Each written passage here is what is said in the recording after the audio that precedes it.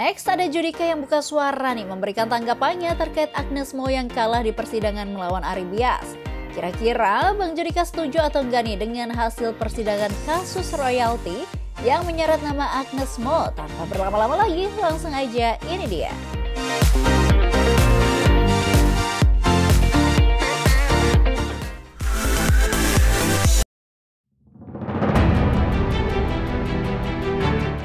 Besti, perseteruan antara Ari Bias dan Agnes Mo nampaknya sudah sampai di tahap akhir.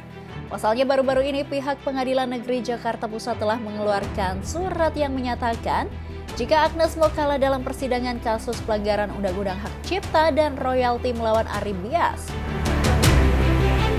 Sontak saja kabar ini membuat publik terheran-heran dan bertanya-tanya nih Besti. Kok bisa ya Agnes Mo divonis bersalah dalam permasalahan ini? Ternyata tak hanya publik yang merasa seperti itu di Besti, tapi Judika yang dikenal sebagai penyanyi dan pencipta lagu juga merasakan hal yang sama. Sebenarnya secara pribadi dari waktu Agnes Mo divonis bersalah itu aku agak bertanya-tanya banget gitu. Kok bisa gitu penyanyi jadi penyanyi divonis bersalah, tapi ya kita nggak mau masuk ke sana karena ini kan ranah pengadilan dan sudah berjalan. Hal itu diungkapkan Judika saat ditemui di sela-sela kegiatan. Suami Duma Silalahi itu mengaku jika dirinya tak menyangka Agnes Mo akan kalah dalam persidangan. Pasalnya sebelumnya permasalahan ini telah dibahas di sidang DPR beberapa waktu lalu. DPR RI meminta kepada Bawaslu Mahkamah Agung untuk menindaklanjuti laporan yang disampaikan oleh Koalisi Advokat Pemantau Peradilan terkait dugaan terjadinya pelanggaran kode etik dan pedoman perilaku hakim pada Pengadilan Negeri Jakarta Pusat yang memeriksa dan mengadili perkara dengan register nomor 92 dan PDT-HK dan miring Alkita 2024 PN Jakarta Pusat yang diduga pemeriksaan dan putusan yang tidak sesuai dengan ketentuan perundang-undangan. Kedua, Komisi 3 DPR RI meminta kepada Mahkamah Agung untuk membuat surat edaran atau pedoman terkait panduan untuk penerapan Undang-Undang Nomor 28 Tahun 2014 tentang hak cipta dan ketentuan terkait hak kekayaan intelektual lainnya secara komprehensif, hingga tidak ada lagi putusan yang tidak mencerminkan keadilan, kepastian hukum, dan kemanfaatan serta merugikan orkestrasi dunia. Menanggapi itu, Judika mengaku sejalan dengan pemahaman yang diberikan pemerintah kepada masyarakat. Sebab itu, ia sebagai musisi sempat merasa tenang dan aman lantaran pemerintah menunjukkan keterlibatan mereka dalam mengambil keputusan atas gejolak yang terjadi di tengah-tengah musisi tanah air. Kalau aku pribadi ya kan ini yang kita minta juga supaya negara itu turun, dan kemarin DJKI lewat diskusi juga dengan Komisi 3 DPR RI sudah memberikan statement bahwa pengertian yang kita artikan selama ini mengenai Undang-Undang Hak Cipta itu ya sama seperti apa yang pemerintah katakan gitu. Jadi artinya apa yang kita perjuangkan, apa yang kita rasakan selama ini, dan kita minta negara untuk turun, akhirnya negara udah turun dan ini membuat sedikit tenang. Menurutnya, penyanyi dan pencipta lagu itu seharusnya berjalan beriringan, tidak saling mengedepankan keuntungan untuk masing-masing pihak saja di Besti. Dia juga berharap para pelaku ekosistem musik tanah air bisa bersinergi dan mengikuti undang-undang yang telah ditetapkan oleh pemerintah. Seharusnya lagu yang kita hasilkan bersama itu mendapatkan hak ekonomi buat kita gitu masing-masing. Jadi nah ini yang harus dipastikan. Kita juga nggak mau pencipta itu selama ini.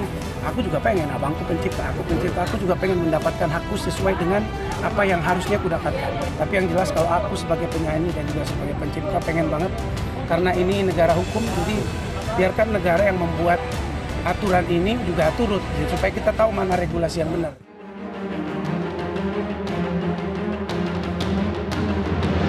Besti, jika sebelumnya ada Judika yang menunjukkan keberpihakannya kepada Agnes Mo, tapi berbeda nih dengan musisi yang satu ini.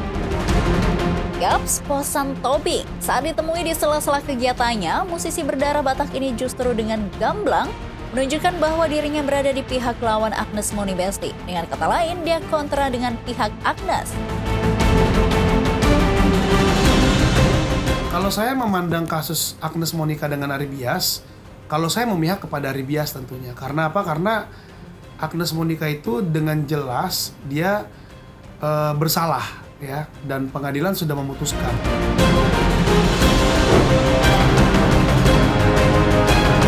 Menurutnya keputusan pengadilan mengatakan bahwa Agnes Mo kalah dari Ari Bias dalam perkara ini sudah tepat. Pasalnya, ia sebagai penyanyi dan pencipta lagu menilai Agnes Mo dalam permasalahan ini memang salah ya Besti.